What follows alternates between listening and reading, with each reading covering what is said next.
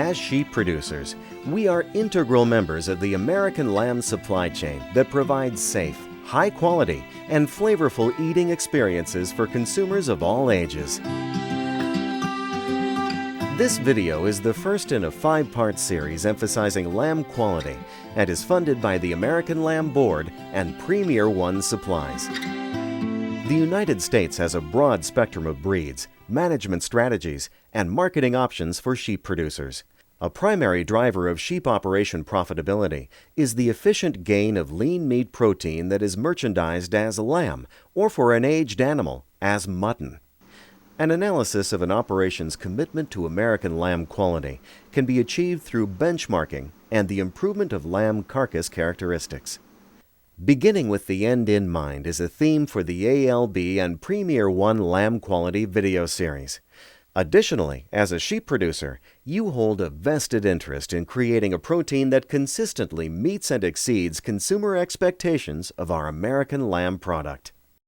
Primary evaluations of lamb carcass characteristics include measurements of muscularity and trimness that provide an indication of cutability and retail yield. Upon slaughter, head, pelt, and internal organs are removed, yielding slightly more than 50% of live weight as the carcass weight. Working with your local butcher, you may have the opportunity to inspect and evaluate the result of your labor at a processing facility. Initial indications of lamb cutability are evaluated based on the shape and color of the carcass. Trim lambs will produce a more shapely carcass that has indentations between the leg and loin and rib and shoulder. As an animal reaches a more advanced degree of finish, the fat is deposited and creates a more rounded, boat-like shape. Also, animals with less fat covering will show a greater amount of bluing or exposed muscle. Overall, we strive for a light finish that is uniformly distributed over the carcass. Carcass shape can also provide indications of muscularity. The most prominent region to look at is the shape of the leg. A wider, thicker, and more bulging leg is a carcass attribute that correlates with carcass conformation, a component of USDA quality grade, and utilized as a benchmark. Overall, carcass conformation provides us with an increased expectation of the lean meat lamb produced from an individual carcass. A process termed ribbing is not commonly conducted at large U.S. commercial processing plants, but can be requested with cooperation from your local processing plant. In order to rib a lamb, count from the inside of the carcass with the point of your knife 1 through 12 ribs. 1, 2, 3, 4. You will use the point of your knife from inside the body cavity to identify the separation between the 12th and 13th thoracic vertebra. Wiggle the knife between the vertebral discs, and gentle pressure can be used to separate between the 12th and 13th rib. You can poke until you find that soft spot.